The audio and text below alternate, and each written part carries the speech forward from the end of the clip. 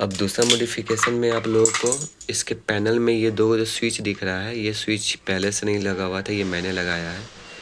ये स्विच जो रहेगा यूपीएस को परमानेंटली ऑफ करने के लिए रहेगा, और ये जो यूपीएस रहेगा इसमें देखिए 6 पिन का तार लगा हुआ। हालांकि ज़रूरत सिर्फ 3 ही पिन का रहता है, इसमें भी 2 पिन का ज़रूरत रहेगा। एक रहेगा यूपीएस को परमानेंटली ऑफ करने के लिए, और ये रहेगा डायरेक्टली बाईपास करने के, यानी कि पीछे से जो तार निकलता है, यानी कि एसी जो आउटपुट रहता है, एक तरफ प्रेस करने से क्या होगा कि हम लोग का जो लाइन रहेगा डायरेक्टली बाहर से तार से अंदर आएगा, डायरेक्टली इससे निकल जाएगा।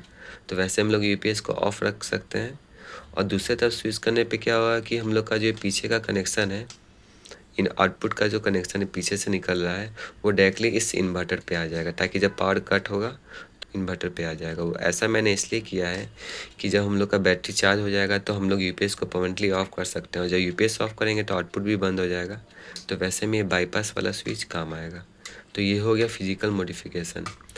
अब बात आ जाता है टेक्निकल मॉडिफिकेशन का। तो यूपीएस जो होता है उसमें क्या रहता है कि आपका 10 मिनट के बाद यूपीएस ऑफ हो जाता है, बैटरी लो हो चाहे ना हो। और दूसरा होता है लो मोड, यानी कि लो लोड में टर्न ऑफ हो जाने का फंक्शन, यानी कि आपका जब यूपीएस में कोई लोड नहीं रहेगा तो आपका ये यूपीएस जो है ऑटोमेटिकली शट डाउन हो जाएगा। ये इसके चिप में डाला हुआ रहता है। मेरे में इसका माइक्रो कंट्रोलर जो है यहाँ पीछे लगा हुआ है।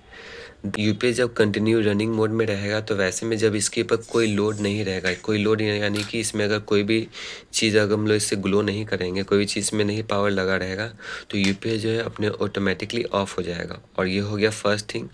सेकेंड थिंग ये रहेगा कि हम लोग का बैटरी चार्ज भी रहेगा, तभी ये 10 मिनट से ज़्यादा देर तक चलता नहीं है। तो वैसे में हम लोग को क्या करना है कि इसमें R13 नाम का इसमें हम लोगों को रजिस्टर ढूंढना है। जैसे कि आपको ये पीसी में हर रजिस्टर में आपको नंबर लिखा हुआ दिखेगा, तो आपको वो रजिस्टर ढूंढना है जिसमें R13 लिखा हुआ है। ये आपको बैक साइड में भी हो सकता है और या तो फ्रंट साइड में भी हो सकता है। तो आप लोगों को क्या करना है कि वो जो R13 रजिस्टर है देखने में बिल्कुल इस तरह का दिखेगा, और दोनों में से किसी एक लेग को आपको सोल्डर करके निकाल लेना। दोनों निकालने का ज़रूरत नहीं है, क्योंकि फ्यूचर में आपको ये फंक्शन अगर दोबारा चाहिए होगा तो आपका ये रजिस्टर भुला जाएगा, तो फिर मुश्किल होगा। तो आप लोग क्या करेंगे, किसी एक लेग को अनसोल्डर करके इसको इस तरह से बाहर निकाल के छोड़ देंगे। तो उससे क्या होगा कि हम लोग का 2 सिस्टम शट डाउन हो जाएगा। पहला कि 10 मिनट से ज़्यादा देर तक यूपीएस आपका चलने लगेगा, यानी कि जब तक कि बैटरी डाउन नहीं होगा यूपीएस हम लोग का ऑन रहेगा। और पहला लो लोड शटडाउन पे भी हम लोग का सिस्टम जो है बाईपास हो जाएगा, यानी कि जब इसके ऊपर लोड बहुत कम पड़ेगा या फिर लोड नहीं रहेगा तो यूपीएस बंद नहीं होगा।